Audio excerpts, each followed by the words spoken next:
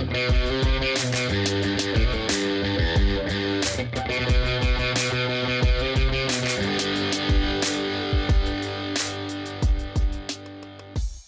is happening, ladies and gentlemen? Welcome back to the 182 News Podcast. This is your host, Poppin' Curbs, and I appreciate you tuning in to another episode. The last episode was the Lifeforms review. So the Angels Airwaves album Lifeforms finally came out. Everybody was stoked, wanted to dive into that. I dropped that on the release day. At this point, it's almost been out a month, which is pretty crazy. Time's flying. Now, today, I want to talk about something I did last week, which is sing Angels Airwaves live. This would be the first time since December 2019. That was really the last real concert I feel like I went to as far as Blink and sideband land. I've been looking forward to this. Obviously, it's been a long time coming, and the COVID situation pushed everything back. We've got the new album. They're out on tour. Could not wait for this show. So today, I want to talk about the show I went to last week. And then, with having Lifeforms out for almost a month now, I've had some time to digest the new album, and I want to talk about how I compare it and kind of rank the Angels albums at this point. I've given every album a full spin twice now, and I listened to them in order.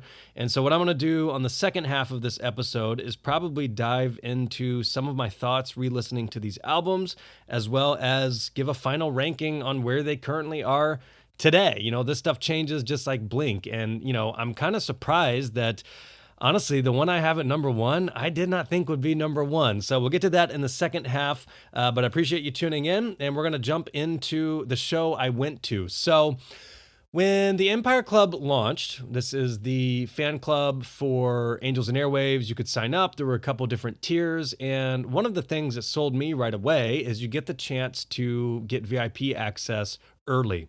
Typically, these things sell out pretty quickly, if they're left to the general public. So I signed up. I'm a member there. Everything's been great. I got an exclusive vinyl. We've gotten things early. And when they announced this tour that would be supporting this Lifeforms album, they had different VIP packages. Now, one of them, I believe you just get the merch and you still have to pay for your ticket. And then the highest tier was a Soundcheck ticket. So I know a lot of folks are interested to see and hear about what that experience was like. Again, when I launched the pod a couple years ago, this is right when Angels was touring, Blink was touring, and I thought this would be the type of thing I would be able to dive into all the time.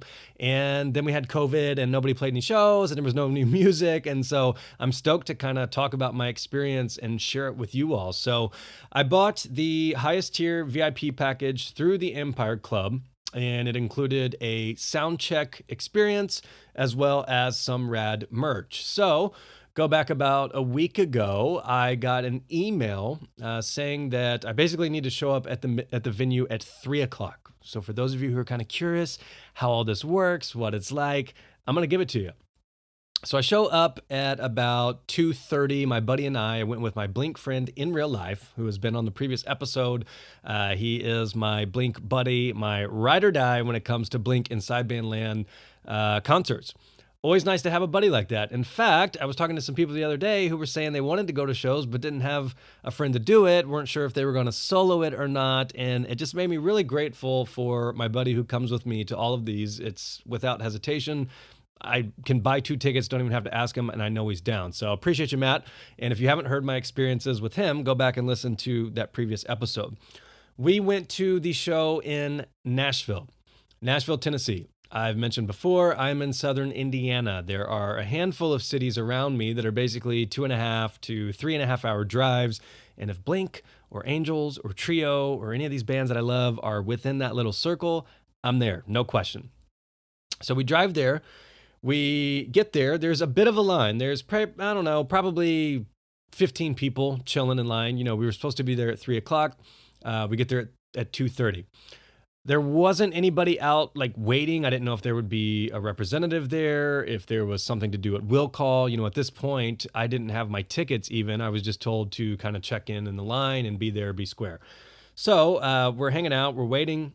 And I would say about 3:15, the line started kind of finalizing, and then an Angels and Airwaves representative came out and started checking our names.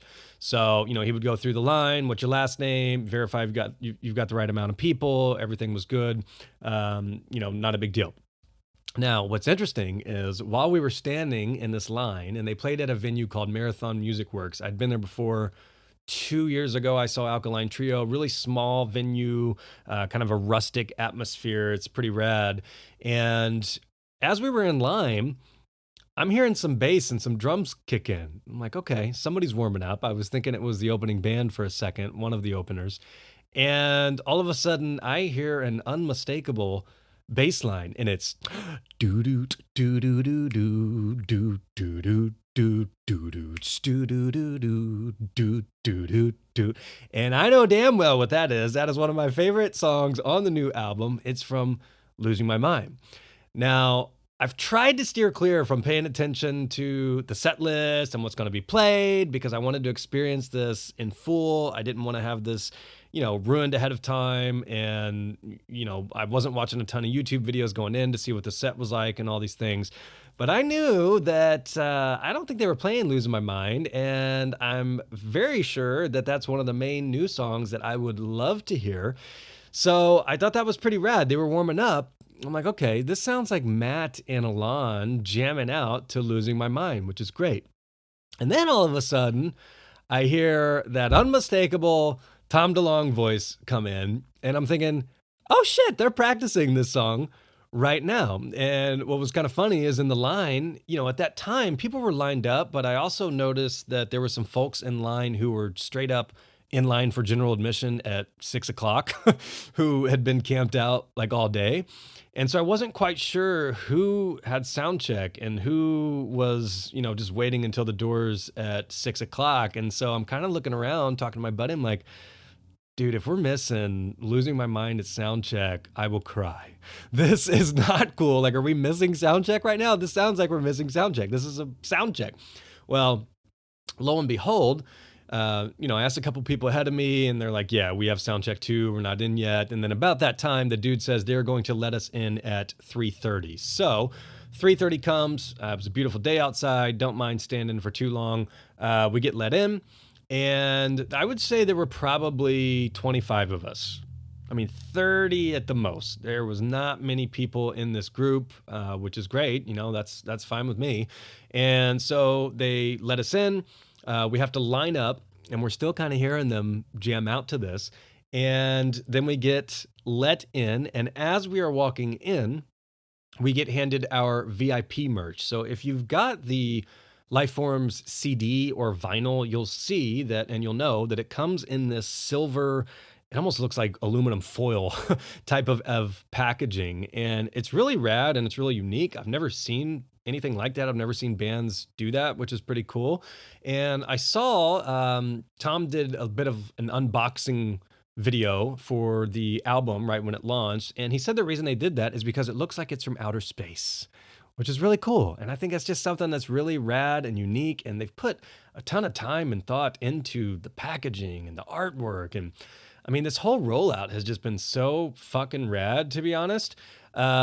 So the VIP package comes in that same thing, and they just kind of hand it to you when you walk in. Now, as I walk in, who do I see? Oh, previous podcast guest, my homie, Jeffrey Pereira. Been in contact with him. We had lunch in San Diego a couple months back.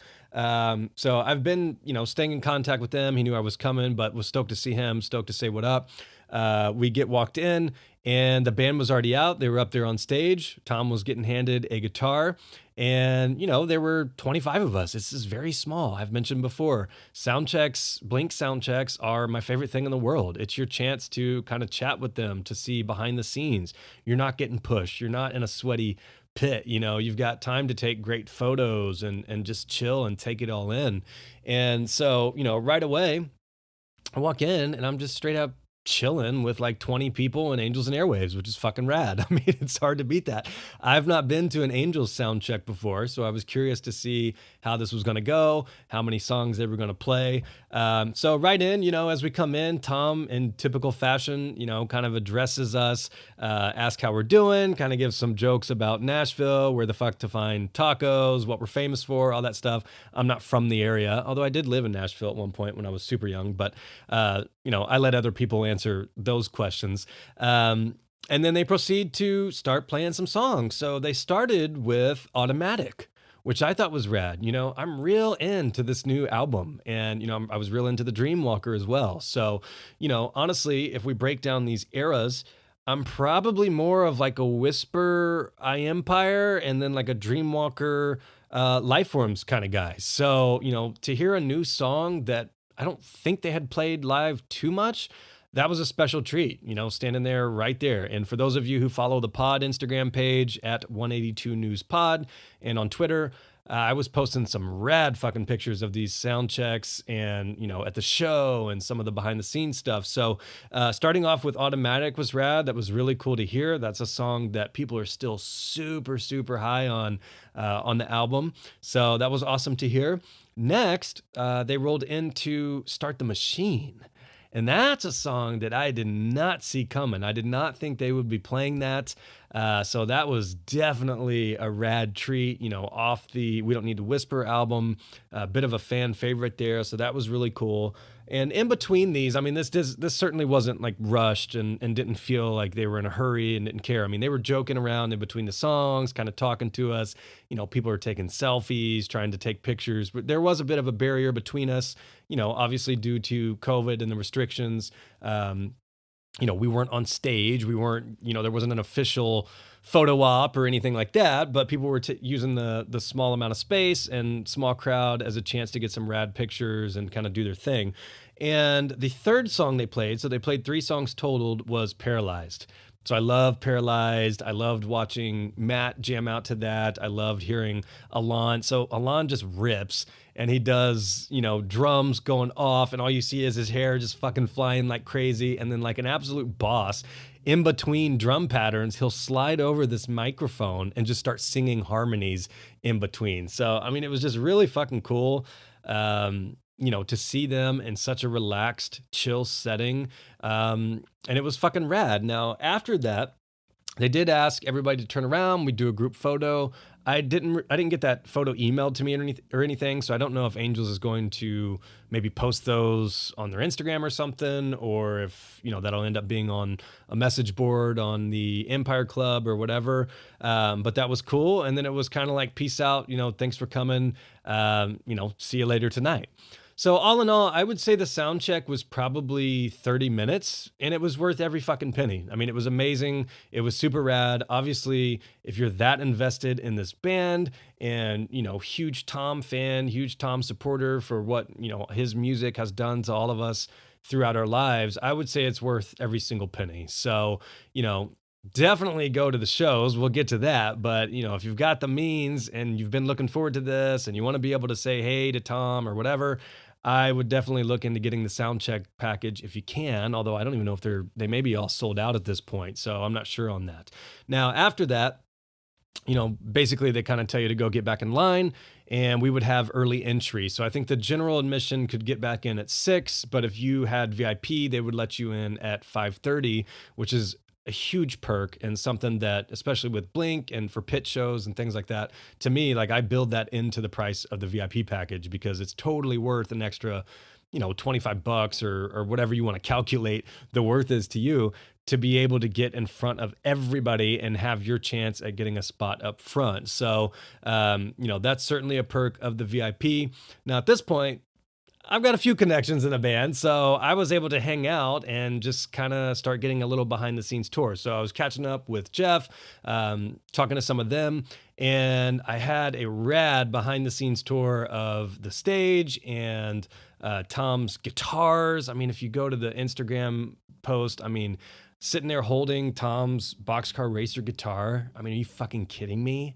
So I'm sitting there looking at this thing. I'm like, you know how much history is behind this thing? He was playing this thing in 2002. Do you know what this band did to Blink?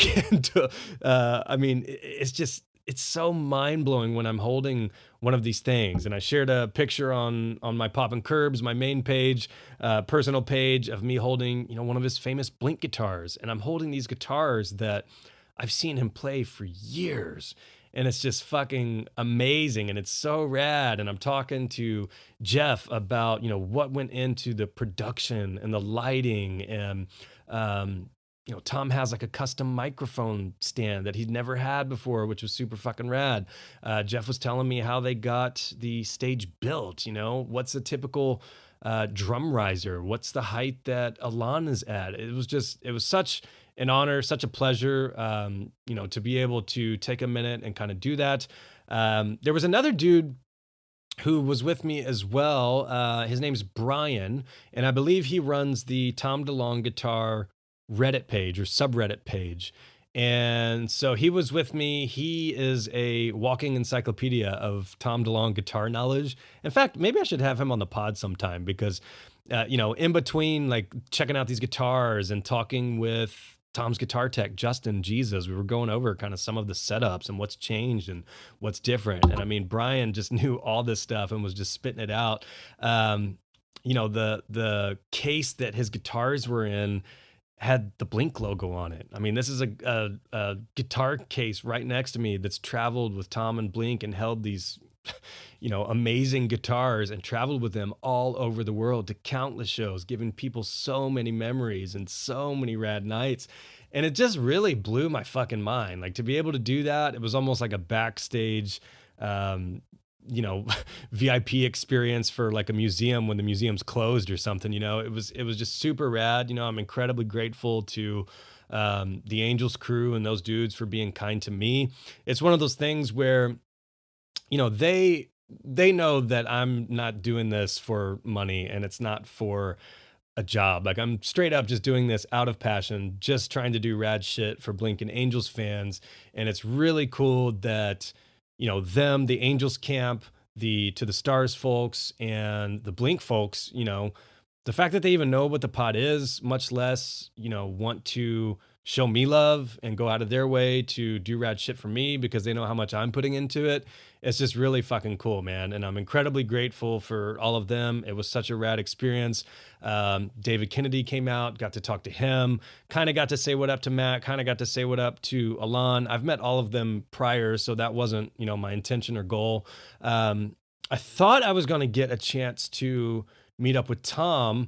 However, his wife just got in. So Tom was not at the venue very long. She literally got in like right before sound check. So Tom was kind of in and out. I thought maybe I'd get a chance to say what up to him. But it's all good. I've met Tom before and, holding the guitars and having kind of the behind the scenes aspect of that was really fucking rad. And so if you haven't seen the pictures or if you're curious, what the fuck I'm talking about right now, go to the pod page and kind of look at some of those, and you'll get to see. So after that, I was hanging out in there for probably an hour, I mean, I got to chat with David Kennedy a little bit. He's so tall. He is so tall, so kind, blew my mind. And after that, basically we got to go back out. And then, like I said, we were able to get back in at 5:30. So I think the general admission doors opened at 6, show started at 7. So we got in, this was a pretty small venue. So I wasn't particularly set on, holding down the front row spot for 5 hours until Angels was going to come on.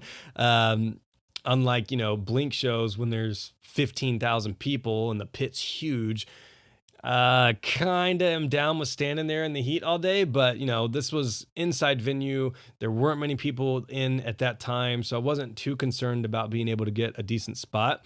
So at that point, honestly, I was like starving and wanted a beer. So we kind of hung out in the back. We had been to this venue before. We kind of knew where to go, where to chill. Right away, when we got let in, we did have a chance to go straight to the merch booth. And there were several things that, I was looking at that looked rad that I wanted to get. But then I started thinking, you know what? I don't want to hold this the whole show. So I made the decision to wait until after the show. And this is when my Empire Club little card was so fucking clutch. And I'll get to that once we get to the end of the show. But anyways, we get let in. we're just chilling, enjoying the venue. Really, this is the first time I've been with this many people indoors. So that was as certainly an experience. It was kind of a new thing, but, it wasn't too crazy. It kind of just seemed like it was back to normal, to be honest. One of the things I was curious to see is if there were mask mandates, and, there was an email before saying that we had to have our vaccination card. They didn't even ask for that, to be honest. I was thinking there would be somebody there waiting that you would have to flash that to, like an ID. Didn't happen. So I don't know if that varies by state or what the deal is. But I'll say this: the crew and most of the band members and the opening band members and everything, they were super diligent about wearing their mask when I was kind of in that backstage area. And I got to give them props for that. These folks have not been able to do their job for 2 years, to do what they love. And, now that we're back, nobody wants to fuck this up. So I thought that was super rad. Props to them for doing that. And, we're getting close to, I guess, the halfway point of the tour, maybe, and knock wood. Everything is going so far, so good. I haven't seen, even other bands I follow, I haven't seen any massive issues. So let's keep that up. Let's keep that going. If you feel like shit, unfortunately, you need to stay home. I saw somebody the other day said, they were supposed to go see Angels and Airwaves, but they have a fever and they're going to get a COVID test. And as much as that sucks and it would be heartbreaking and horrible, that's what you got to do. Please don't fuck this up for everybody. If you feel terrible, if you've got a fever, stay home. You'll have to catch them the next time. But this is what we all have to do to, let this thing continue and let the new normal settle in for whatever these new concerts are going to be like. So let's get to the show. There was an opener. Honestly, I can't even remember the name off the top of my head. There was like a smaller opener that were fine. They sounded great. They had the other opener. I think it was Bad Sons. They actually had a different sound than I was expecting. Maybe a little bit more like 80s vibes, but it was rad. And they actually had a pretty decent following. I was surprised to see so many people singing along with them. And then Angels hit the ground running at 9:15. So if you're curious when they're going to be starting, I believe it was 9:15 on the dot at that point. And, the lights go out, they start flashing the backlights, and I'm like, oh my gosh, here we go. I've been super curious to hear and really kind of feel what I was going to feel like whenever this happens. So I knew that next Blink and Angels and probably Alkaline Trio, like that's the tier right there. Whatever show I ended up going to first, I knew it was going to be a super rad experience, because to me, these are my people. Like, this is my shit. And I haven't been able to do this in a year and a half, 2 years, just like they haven't. So, this time was here and I wasn't sure how I was going to react. I didn't know if I'd be in tears. I didn't know if I'd be jumping up, going fucking crazy, or if I'd just be soaking it in. And so, they come out on stage. Tom, the fucking man himself, comes out and they start playing Kiss and Tell.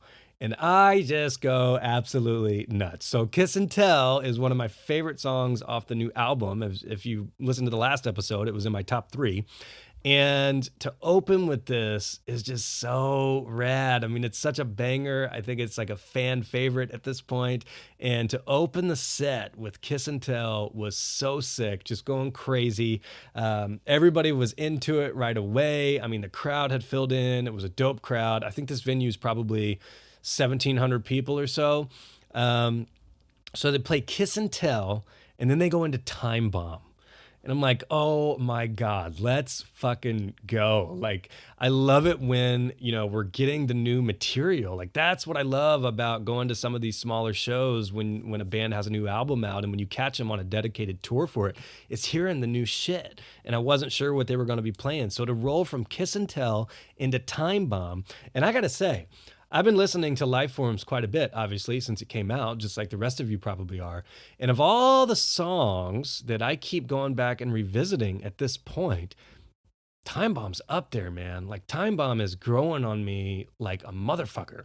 So to have them play that live right after Kiss and Tell was fucking sick. After that, they roll into Euphoria. And at this point, I mean, I'm just going nuts. Like, let's fucking go. We're rocking out. We're getting the new shit. Euphoria is in my top 3 on the new album as well. And that's one that I was just blown away by how rad these songs were sounding live. The band was tight. Um, everybody seemed like they were having an amazing time. It was just fucking rad, man. It was so cool.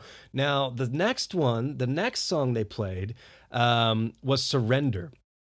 And this is one where, you know, I was into Love too, but, I got to be honest, I wasn't like as hardcore at that time.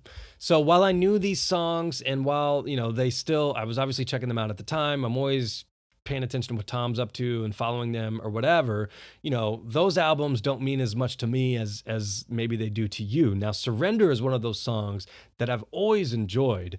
And when I go back later in the episode, and I'm going to talk about these albums in full, Surrender is one that the lyrics have just really resonated with me and really made me think of like, this is a great fucking song that has a ton of meaning and it's just a killer song. So I'll probably wait for that analysis until I get to that on the albums later. So they play Surrender. Everybody loved that. And then they roll into The Adventure.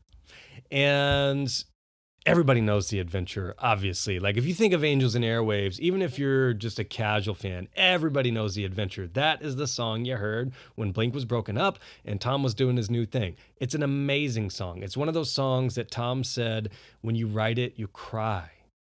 He writes these songs, they pour out of him, and he's so moved by them that he's in tears. And that's what The Adventure was. The Adventure to this day gives me goosebumps. It's just one of those songs that I think is timeless. And I think by the time you get into that I cannot live, I can't breathe unless you do this with me, and you're in a crowd of 1,500 people and everybody is sinking and everybody is screaming this at the top of their lungs, it's powerful fucking shit. And so to have that so early in the set was awesome. And the reason being, dude, Tom has so many fucking good songs. Like, I was thinking about this because I listened to Angel's discography in full that I'm going to touch base on here in a bit. He has so many fucking good songs from not only this band, from another band, a Boxcar Racer, and then, this band, Blink-182. It's insane to me that a song as amazing as The Adventure can be played fourth or fifth during a set at an Angels and Airwaves show. I mean, the dude's discography is insane. So to get that early was super rad. I mean, honestly, I wasn't expecting that until a little bit later on, but it was powerful shit. And I mean, that was definitely one of the moments in the show where I'm like, oh my God, live music is back.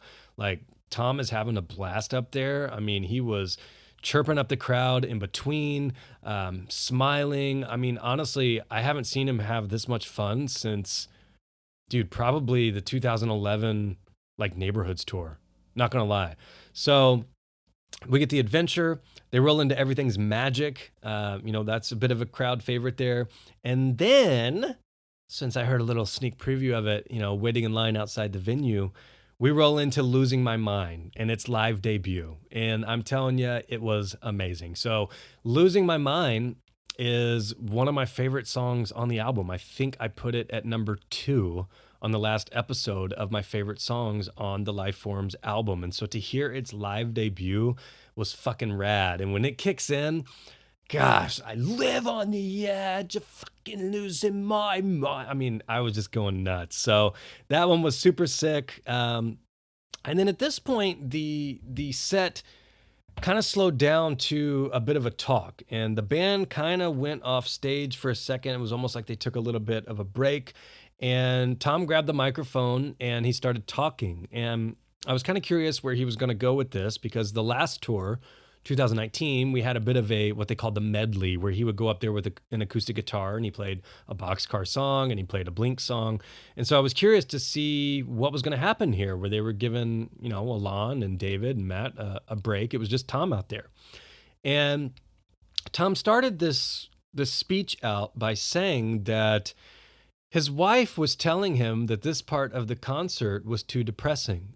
And he said that, what I'm about to follow you up with is not meant to be depressing. It's meant to be empowering. And it's meant to, make you think and make you have hope. And what he ended up going into was a beautiful story about the song Tunnels. So Tunnels is a great song off of the Dreamwalker. I've always enjoyed it. And he talks about how he was writing the first half of this song and almost from a point of being skeptical about a higher being and, kind of wondering what our purpose is and why we're here. And he said, but he didn't have a chorus and they didn't have a second half of the song. And at the time, and this is the part that his wife was saying, may be too depressing for this point in the show, is his father was dealing with cancer. And he told the story of how they told him his dad had 18 months to live. And I believe he said he only lived 6. And he said it was awful. You're watching your dad die. And he's going through hospice and it's awful. I mean, we've all had family members and friends who've probably been affected by cancer or dealing with death. And it's not fun. Hospice is not fun. I've dealt with it twice in the past year and it's a terrible, terrible thing. And it's hard on everybody in the family. And, you're all getting ready to lose somebody and you got to prepare for it and you may not. And you got to deal with it when it happens. And he's telling this story and he said he was home one night and he woke up in the middle of the night and he had just this huge jolt of energy and he didn't know how to explain it. Just this huge jolt of energy went through his body and he knew something had happened significant. And at that exact moment, his phone buzzed and he said it was the nurse. And he looked at his phone and they said, your dad has passed. And he said he knew in that moment, and I just got fucking goosebumps talking about this. He knew in that moment that everything was going to be okay. And even though it's tough and it's something you got to deal with, there is another place.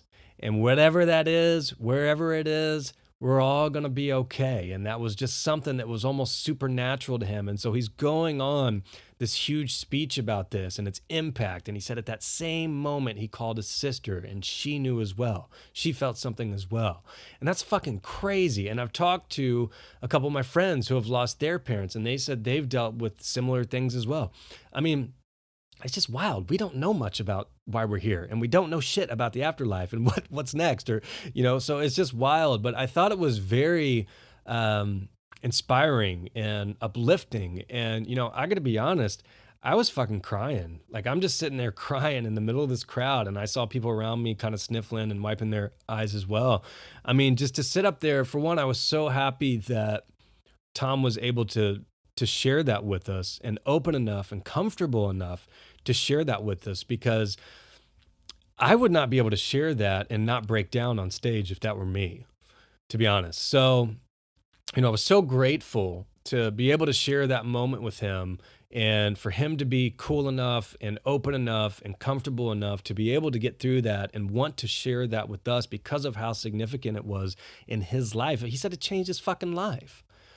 And to look at somebody who, most of us regard as certainly a motherfucking legend, an absolute legend in music, whose music has gotten me and you through countless hard times and tough times. I mean, it was just really fucking special. And so as I'm looking up at that, I'm like, this dude's the reason I picked up a fucking guitar.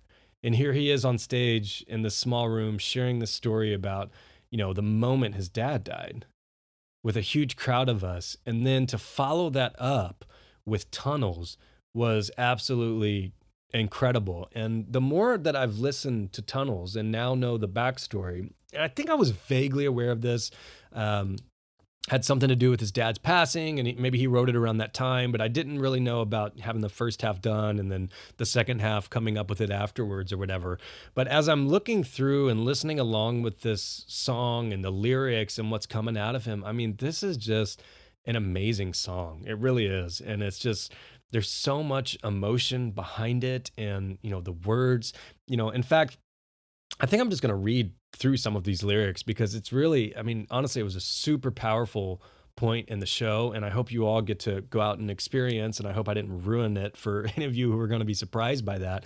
But the verse 1 starts out, I am still without devotion because we're all asleep at the wheel, asleep and so surrounded by what we feel, a bad dream. On a rope and pulled through an ocean with my heart, I'm lost out at sea, and every kind of thought screams misery, so lonely. I mean, that line right there, that is some powerful shit that breaks my fucking heart. And I think so many people can relate to this type of feeling and these type of thoughts. So, I mean, with my heart, I'm lost out at sea, and every kind of thought screams misery, so lonely. I mean, that is some beautiful poetry right there. And then when he comes in, I'm a Johnny come lately, but I will not give up. What he's saying there, he knows that he is a product, especially the entertainment industry, of what have you done for me lately? And I just love how he puts that right there. I'm a Johnny come lately, but I will not give up. So even if you're shitting on him for whatever he's doing or whatever you're going through, whatever, I will not give up. And the words, they escape me, but I'm full of dumb luck. I like this next line. And the world is an oyster with a poisonous shell. So an oyster is, typically thought of as one of the most beautiful things. But he's saying the world is an oyster. So the world is this beautiful place with a poisonous shell. That's some serious shit. And I mean, in more ways than one, I mean, that's the truth. This life is beautiful, man. It's amazing. I don't even know how the fuck we got here. Like, what are we doing here? But there's a lot of pain and there's a lot of shit we all deal with. And then he says, and the look in my eye is a look that can kill. And a lot of people love, myself too, when this comes in, he's in a little bit higher register. He says, I am not without emotion. And in fact, Casey182, dude on Instagram, shout out Casey, he's a huge Angels fan. He has this tattooed on his forearm in Tom's handwriting, which is rad. And Tom actually retweeted it not too long ago when he was asking if they were going to play Tunnels. I have ran from the pain of my will, from the mess of a hunt and a catch and the thrill, and I'm ill. That line to me, I just love that. He's just saying, like, I've ran from all the pain of this and all this, the mess and all of the thrills I'm chasing and all of this. And at the end of the day, I'm ill, like physically ill. Because I like this part. He says, I'd thank God, but then what is he for? And that's something to, not get particularly religious or, whatever your views are, that's fine. But, that's something that a lot of people have trouble with is, if there's an almighty being, why are we dealing with this pain? Or why did this happen? Why did that happen? And that's certainly something interesting to ponder. And Tom's putting it in his lyrics right here. I'd thank God, but then what is he for? Because I left a few hard calls at his front door. I'll leave more. Love that line. And I'm telling you, Tom's a fucking poet. And this always takes me back to this tweet. I've mentioned it on the pod before. This takes me back to a tweet I saw like 10 years ago. And I don't even know who it was. I can't remember if it was a rapper or who it was. It was getting a bunch of retweets. So somebody halfway famous. And the tweet was, Tom DeLonge got bars. And what they meant by that was, dude spits, dude can flow, dude can rhyme. Like, I mean, these are badass lyrics that are just flowing. He's just on a fucking roll with these. And once again, I'm a Johnny come lately and I will not give up. The words, they escape me, but I'm full of dumb luck. The world is an oyster with a poisonous shell, and the look in my eye is a look that can kill. Now, this is the part that I believe, he's saying the second half was completed after his dad passed. Don't you go, come a little bit closer now if you like when you die. Wake your soul to a little light fire right now if you like when you die. Speak to me, cry a river and make believe if you like when you die. Clap your hands, do whatever your heart commands, you will find. When you die, you are mine. I love this next part. Don't you go, come a little bit closer now if you'd like when you die. Wake your soul to a little light fire right now if you like when you die. Speak to me, cry a river and make believe if you like when you die.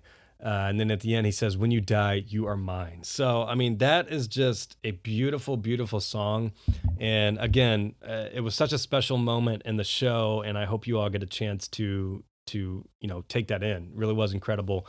After that, they rolled into Paralyzed. So I like how they have the Dreamwalker songs, back to back there. Paralyzed is a banger. Was super stoked when they played that in 2019 on the last one. Then we get into Rebel Girl. I mean, once again, These crowds fucking love Rebel Girl. I mean, this song gets a pop out of everybody. Tom said that was dedicated to the birdies. If you know what he's talking about, you know. The next song was Automatic. So that was one. Another that I heard at Soundcheck. Was rad to see it, performed live. And then we roll into the Wolfpack. And this is another one where I just go crazy because I love the Wolfpack. Super stoked to hear that live again. After that, this was actually another cool moment. He spoke a little bit and he talked about, he actually briefly mentioned Mark and how Mark had just beat his cancer, which is amazing. And he talked about how, back when he was just a little punk kid and got kicked out of high school, he met Mark and, they played this, they started this little band called Blink-182. And so that rolled into Rite of Spring, which if you listen to that song, it's an amazingly honest song. It's really a biography of Tom's life. I remember when Davy Jones was on the podcast, when we went through this album, he's not a huge Angels fan, but this is one that to him stuck out as that's Tom being honest. This is Tom telling his story, which was incredible. And at this point, there were just a couple songs left. I knew we had to be getting close, and they ended up playing The War next, which was fucking rad. So sick. I didn't have a chance to hear that one live before. And then they closed with Heaven. And, I think Heaven as a closer is incredible. Beautiful, beautiful song. And at the end, I mean, honestly, I think Tom was crying. I'm 99.9% sure Tom was crying. Everybody else went in. He took time. He was, walking to each part of the stage, raising his hat, thanking the crowd. And then at the end, he put his hat over his face and walked off the stage. And I think he was just so overcome with emotion. This is what Jeff talked about in my interview with him is after he plays Heaven, by the time you get done with that rush of an hour and a half show and you look out at that crowd who is there for you and they're vibing with you and you're pouring that out. And this crowd I was in was sick. It was amazing. It was definitely a vibe that everybody had going on. And to feel that back from the crowd, man, I don't know what else could be better than that. I mean, could you fucking imagine writing these songs, especially if they're from a place of pain and misery, and you're writing these alone, sad, depressed, by yourself, you and a guitar, and then you get to the point of where you're performing that in front of folks who vibe with you and feel that, and it's just energy and you're able to release it. I mean, that is just the most amazing thing I feel like in the world. And so, that's why I'm so thankful that Tom is able to experience this again, because like I said, he didn't think he was ever going to be making music again. He didn't know if he would ever play another show 2 years ago. He said this. This isn't me just making up shit. He said this. And so for him to not only go out on tour, in 2019 and be so inspired by it that he wanted to kick ass on this album and do it again, it's just a beautiful, beautiful thing, regardless of how you feel about Angels or Blink or anybody's current situation or whatever. For him to be able to get out and do what he loves, and for us to be able to play some sort of small role in this, it's just so fucking rad, and I'm so fucking proud of them. The show was amazing. Get out and go see them, for the love of God. If they're anywhere near you, these tickets are not expensive. They're like $35 for the most part. You will not regret it. Like I said, when it comes to Blink, when it comes to Angels, you don't know sometimes how many years are going to go by in between this. And again, none of us are going to be here forever. So definitely get out and catch these shows if you can. It was worth it. It was amazing. It was exactly what I was expecting and hoping that my next show would be like. This is what I love. These are the things that I love. These are my vacations, literally. Like, this is what I will plan PTO, mark it on the calendar, look forward to for 4 months. And it's just for that experience, because how amazing, how special it is. And to me, it's one of the most special things in the world. So it was everything I'd hoped for. Afterwards, what I mentioned earlier, there was a pretty big line for the merch booth. This is when my little Empire Club card came in clutch. So there was this huge line, and I wanted to get the tour shirt. At the merch booth, if anybody's curious, I think I posted a picture of it, but they had a tour shirt, which is rad. They had a shirt of Tom kind of in his power stance, which was dope. They had a tie-dyed shirt, which was dope, a new hoodie. They had a vinyl, which was the magenta variant that I think is still available on To the Stars. It was not a different press. I had some folks asking me about that. They had a regular tour poster. My show had an exclusive poster. I think there were only 50 of them for that show. And they also had the CD, maybe a couple hats, and that was about it. So, there was a huge line at the end, and I kind of felt like an ass doing it, but hey, I've paid for this. I've got my little card. There's a separate line, and it's for Empire Club members. This is one of the perks you get when you're in the club, when you've got the card. And I walked my ass right up to the front of the line, flashed my card, got my tour t-shirt, and bounced. It was perfect. It was rad. And, at that point, I think it was probably about an hour and a half show. It felt great. The pacing was great. I mean, the set list was just killer. Like, there's nothing else. I don't think there's anything else. Well, I take that back. The only thing that would have made that just the most amazing set list, like, I don't think I could have handpicked a better one. The only thing I would have added is Secret Crowds somewhere in there, because that's one of my favorite Angel songs of all time, if not the favorite. So, just a killer set list. So, it's just incredible. I'm mad that they're not, somewhere near me again, because I'd like to catch them again. Honestly, it was that dope. I did get hooked up with a signed Lifeform CD. I posted a picture of that. To my knowledge, they signed a shit ton of the vinyl, but I have not seen any other full band signed CDs. So, I've mentioned this before. I'm a huge Blink and Angels and Sidebandland autograph collector, and my primary goal is full band signed items from the time period. So to get that from the time period, all 4 members on it, and Tom signed it with his little Tom Doodle, I call it, which is pretty fucking rare. He never does that. So killer fucking piece, killer fucking time, and I hope you all get a chance to hop out there and catch them. Now, the next part of this episode, so that's kind of my review of the show. And the next part I want to touch base on is my album rankings. So before the show, I was out of town and I had a 6-hour drive, and I was debating on what I wanted to do during that 6 hours. I almost got the audiobook to Dave Grohl's new book. And honestly, I've never listened to an audiobook, so I was very intrigued by that until I saw that it was like $15. Not that that's a crazy amount, but I want the actual book as well. So I'm going to hold off and actually read the physical version of that and get that. But I knew I wanted to do an episode on this, and I was genuinely curious what the fuck my Angels and Airwaves album rankings were going to be like, because I know Lifeforms is up there, but I didn't know how far up there, and I didn't know, I need to give these a full spin again to properly gauge where these are at this point in my life as of today. So I had a nice long drive. I had a 6-hour drive. And what I like to do on some of these drives is pick a band and go through their entire fucking discography and listen to it in order.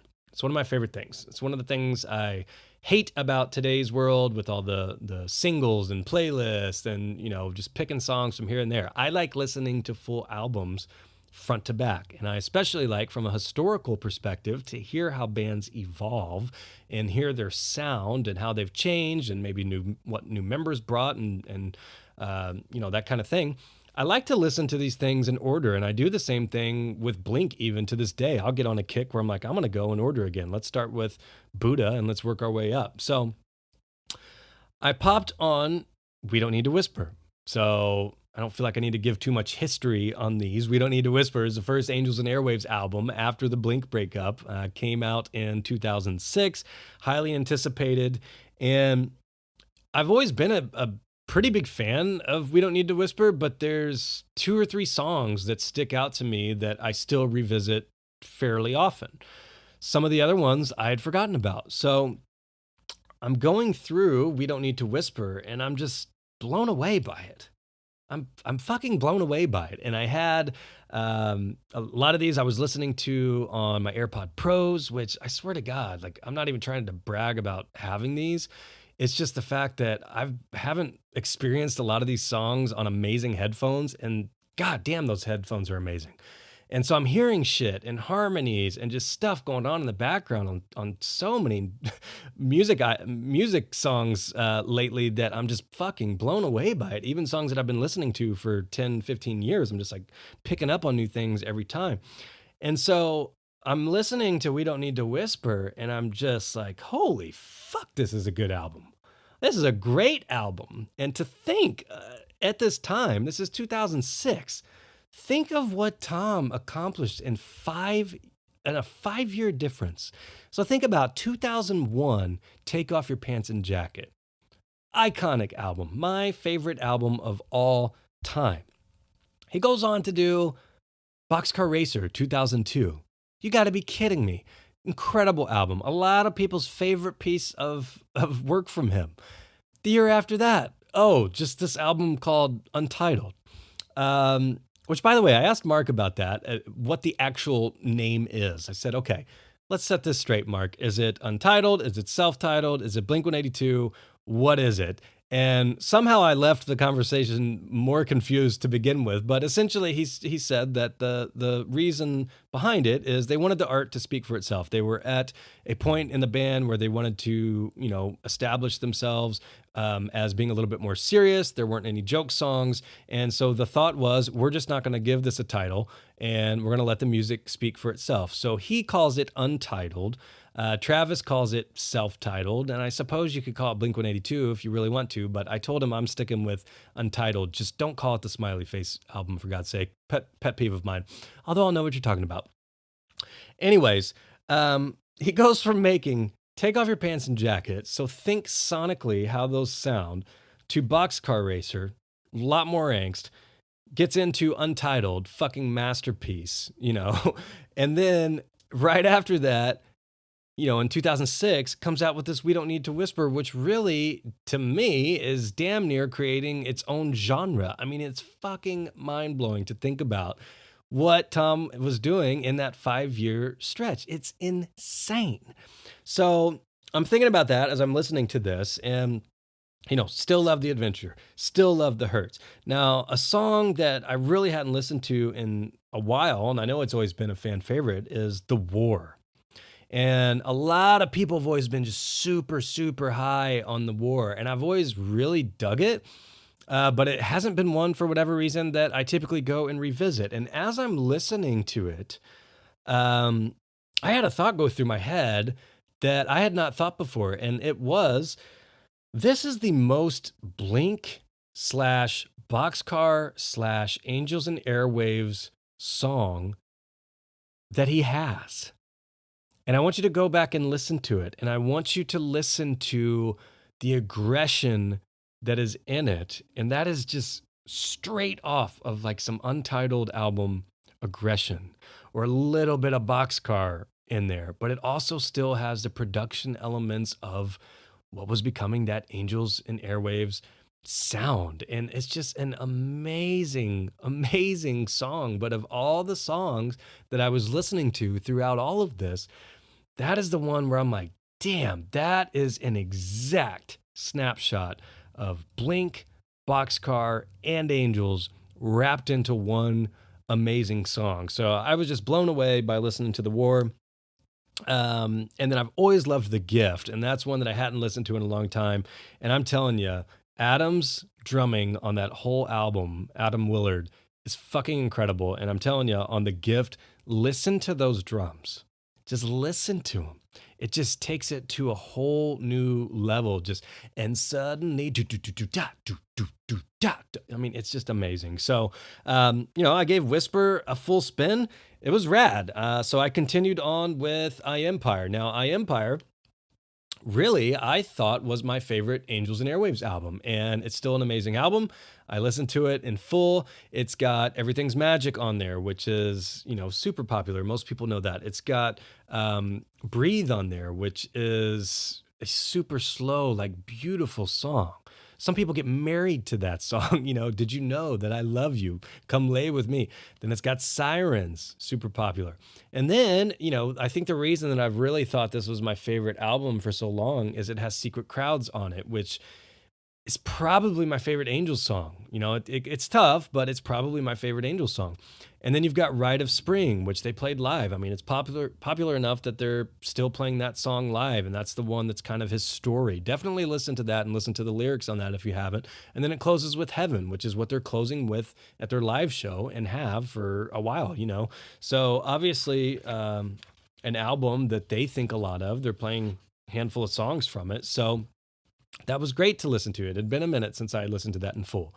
So now I get into Love. Love came out in 2010. So mind you, Blink had reunited at this point. Blink was back together 2009. And this is where I think in my head at the time, like, yeah, I was obviously down with whatever these dudes were doing on the side. But then once Blink was back together, I was just so focused on like the new Blink shit that I feel like the new Angel stuff just kind of took a back seat because I just couldn't wait for what was coming with Blink. So Love, I've known this isn't my favorite Angels album, but it's a damn good album. And, it's got Young London on there, which is always rad to see live. That's the one where he starts with kind of the Thunderstruck. It kind of sounds like the AC/DC Hammer-On stuff. Epic Holiday, Hallucinations, Letters to God Part 2. I always thought that one was pretty rad. And, what I'll say about Love is, when you're in the mood for that type of music, or if you're listening on good headphones, I mean, it's just great stuff from a music standpoint, from an instrumental standpoint. And what I'm finding when I'm listening to it is it's gravitating a little bit more into electronic, almost like trippy, like synths and shit in the background. And so it's cool to hear that evolution. Then we get into Love 2. So this is Love Part 2, 2011. To me, when I'm thinking of 2011, it's Neighborhoods, baby. It's Blink. But Love 2 is a good album as well. I mean, Saturday Love, it has Surrender. And this is where I do want to mention Surrender, because I think it is a beautiful, beautiful song. And I think it's incredibly underrated. And something that I really was picking up on as I was re-listening to this stuff is Tom has always talked about how crazy people have thought he is or was when he leaves Blink and then just goes off and starts talking about love and emotion and that kind of thing. And I've always known that it's there, in his music, but I really wanted to focus on what is he saying and what is happening? What are the points he's trying to get across? What is he feeling here? And as I'm listening through, the lyrics on some of these Angels albums, I've really been blown away by what he is getting across in some of these. And some of it's sad and a lot of it's uplifting. I mean, I really believe in this message and what he's trying and I feel like is accomplishing in this music. Now with Surrender, this was a banger at the show. And a lot of people were super into it. And this is one that, like, Tom, I could tell was super into it. I mean, he was kind of motioning along with some of the lyrics, into the mic and moving his hands and doing this stuff with it. And I could just feel that he felt this song. And it was just so rad, seeing it pour out of him. And so the lyrics on this, there's a crowd in here that fooled themselves. They brought their friends. They made their hell. They faked their grin in a lonely cell to the bitter end. But what do I know? Now, this is the part where I feel like is really powerful. There are a few in here that hurt themselves. They kick and bend in a dried up well. They call for help, and you know them well. Are you aware? But what do I know? And then he says in the chorus, I will not surrender. No, I will not surrender. And that's something that I just think is so powerful. He's telling you right there, I will not surrender. And I'm going through the same shit you are. Verse 2, there is a place to hide. It's in our minds. It's in the dark. It's well known that we have a fragile heart. It's deep inside. It has a sound that you can follow. You feel like you've hit a wall, but you survive, and it was hard for you to swallow. I've been to that place before, in spite of luck, when you awake a new tomorrow. I loved that. And when he sang that at the show, I mean, he was pointing to his own chest and I could just feel it. He was just saying, I've been there and you can fucking get through this. I have. Look at me. You can do it. Don't surrender. So I thought that was a super powerful one.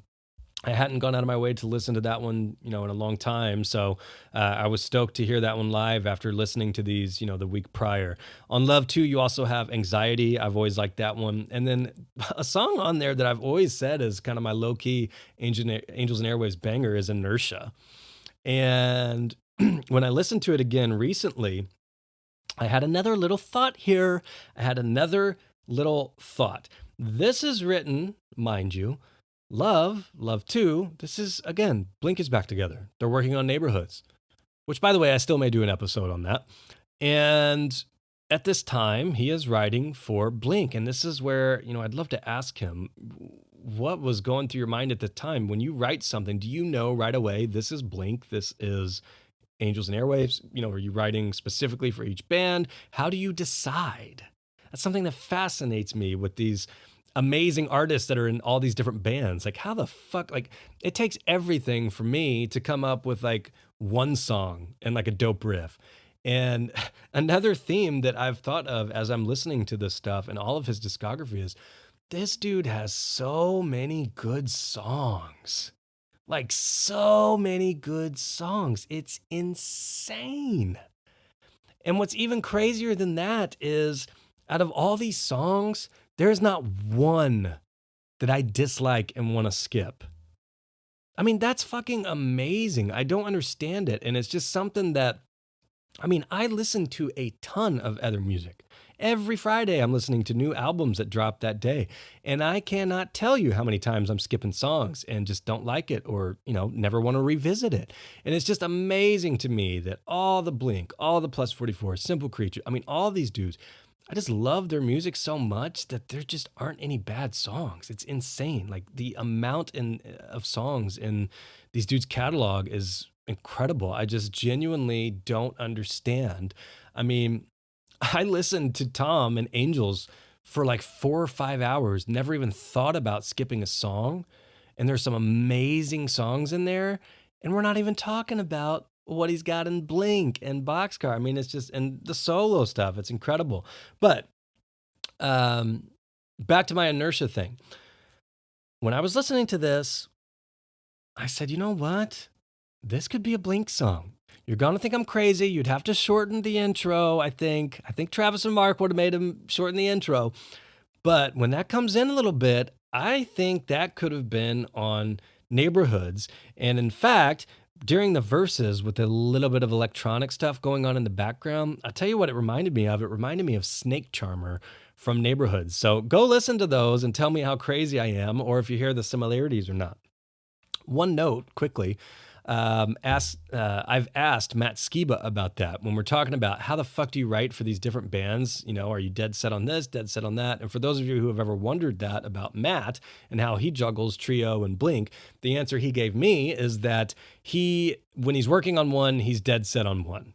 And that might be the way you have to do it. But, so when he's working on Blink, he's dead set on Blink. When he's working on Trio, dead set on Trio. So it would be interesting to ask Tom, how do you decide at that time what's Angels, what's Blink, So I don't know. Love 2, I've known that's not my favorite, but when I go back and listen to these, I'm not skipping any, and there's some songs that I totally dig and still revisit. Now, at this point in time, and I think the reason Tom knew this, he was very aware of this, is they were starting to sound a little too similar. A lot of their songs were sounding the same. He's admitted this. This isn't something I'm making up. And at that point, they had a bit of a break, and Adam left and to, go pursue other things. And David Kennedy kind of stepped out. And the next album we get is The Dreamwalker, which is when Alon Rubin was introduced into the band. And it was basically he and Tom on this one. And he knew that Alon was totally different, and that's what he wanted. That's what he liked. Alon's an incredible musician, and they wanted to have a little bit different sound and evolve a bit. So The Dreamwalker came out late 2014, and a lot of folks are really high on The Dreamwalker. There's still some songs in there I love. I love Paralyzed. I love The Wolfpack, one of my favorite Angel songs of all time. Tunnels, I've spoke about that extensively earlier. And then another one on there that I really, really dig is Mercenaries. Now, I got to say, I thought The Dreamwalker would probably be like number 2 or number 3 on my list. And, spoiler alert, it's not. And I was kind of surprised by that. But, I think I just had forgotten how damn good some of the previous albums were. Um, and so then from 2014, the next release is Life Forms, which we just got. So those are the albums, okay? I've talked about Life Forms extensively. I don't feel like I need to touch base on any of that. You can go back and listen to the previous episode to kind of hear my thoughts on that. So ultimately, what I wanted to do is rank these, for my own curiosity. And then if anybody cares or is curious, I'll let you know how I ended up on these. So at this point, I listened to the entire discography twice in full. Didn't skip a song. Was super into it. When I am in the Angels mood, I'm in the Angels mood. And I certainly was. And it was a pleasure. Again, hats off to those dudes and Tom and his creative vision and his fucking catalog. I mean, it's insane. And here is my ranking. Okay. There are 6 of these, which, by the way, I think that's the amount of albums he's done with Blink. So if he drops another Angels album, he's going to surpass his work with Blink, which is crazy. Here it is. I'll start at number 6. Let me go backwards. I was going to spill the beans first, but let's go backwards. Number 6, I'm going Love 2. This did not change for me. I'm not particularly surprised by this at all. Number 5, I didn't really know what this would be, but I'm going to go with Love 1. And again, this is not that they're not amazing albums. I love these albums, enjoy them. It's just you got to rank them. So number 4, this is where it gets a little interesting. I'm going with Dreamwalker. And that is lower than I thought it would be. But I was just really blown away by the lyrics and kind of the message on some of the other albums, particularly Whisper and I Empire. I was just blown away by it. And it's something that it had just been too long since I had sat down and took these in with the lyrics and really thinking about what is he talking about here? What does this song mean? And, not that The Dreamwalker isn't an amazing album. I love that album. It's just that's where this ended up for me. At number 3, this is where it really gets weird for me because I thought this was my first favorite Angels album, and it's actually coming in at number 3 today, folks. These may change, but as of today, number 3 is I Empire, which is shocking to me. I Empire came out 2007. It was a follow-up to We Don't Need to Whisper. It's an amazing album, front to back. I don't skip anything, and I think it's very diverse. I think that's something that it was a little bit more diverse than Whisper, which I always liked about that, but it's at number 3. And so now we're down to the top 2. Now, Life Forms is an incredible album. I knew it was going to be in my top 2 or 3 out of the box initially. I knew that, but I didn't know where. So at number 2, folks, I'm going with Life Forms. Amazing album. Still listening to it. Don't think it'll get old. No, I'm going to go back and listen to Losing My Mind, Euphoria, Time Bomb. I'm going to listen to those forever. But I got to put it at number 2 right now. And it's up there. I probably could have put it at number 1, but drum roll, please. Number 1, We Don't Need to Whisper. And I'm shocked by this because honestly, at the time I was probably more plus 44 than Angels. I mean, I definitely was. So, but I always support all the dudes. To me, it's not a competition, and it's not, who wins. To me, it was just like, I'm going to support whatever the fuck makes these dudes happy, which is what I still do. So, but when it came to the 2, yeah, there was some Angel songs that I really, really dug at the time. The Adventure, The Gift, It Hurts. But if I had to grab an album, that Plus 44 album is my number 2 album of all time. So I did not think Whisper would come in at number 1, but I gotta say, after re-listening to it, and I just listened to it again today, I'm blown away by the sound and the creativity at the time and the innovation. Like I just hadn't heard those sounds. Yeah, by the time we got to Love 2, we know those space sounds and kind of the production tricks and kind of what we were in for. But to go back and listen to those at that time, I just think it's such a fucking rad evolution coming right out of Untitled, because those songs are still predominantly guitar. And there's still some songs like The War, that is some angst in there. But it's starting to get really sprinkled in with where Tom was going next, which is kind of the more electronic, kind of synth heavy. And so I've just been blown away listening to that album. It feels like it just came out again. I'm listening to it all the time. And I'll tell you what, good hell. Shout out Adam Willard on that album, because he absolutely fucking crushes it. I need to go see him live. He just announced a new band the other day. I hope they're near me at some point, because I want to see him live, and I would love to just shake that dude's hand and say, God damn, I want to hear the drum tracks to the isolated drum tracks to a ton of your songs, because you crushed it, dude. So that's my rundown. Number 1, We Don't Need to Whisper. Number 2, Life Forms. Number 3, I Empire. 4, Dreamwalker. 5, Love 1. 6, Love 2. That's where we're at. I mentioned on the end of the last episode, I was curious to see, where Life Forms ends up, where this may change over time. These may rotate. I don't know. Life Forms 10 years from now, 10 months from now, may be my favorite. I don't know. But it's an incredible album. This is a rad fucking era. I want to thank you all for tuning in, for the support as always. Please follow me at Poppin' Curbs on Twitter and Instagram. Definitely follow the pod pages at 182 News Pod. I always enjoy hearing from you all. So shoot me a message. Let me know what you think. Tag me in your photos if you get out there. I'd love to share them, love to see them. And again, I really hope you all get a chance to get out there and catch these dudes live. It's a rad fucking show. These people haven't had a chance to do this in a year and a half. So get out and support those dudes. Have a good time. Thanks for tuning in to another episode, and I will talk to you soon. Peace.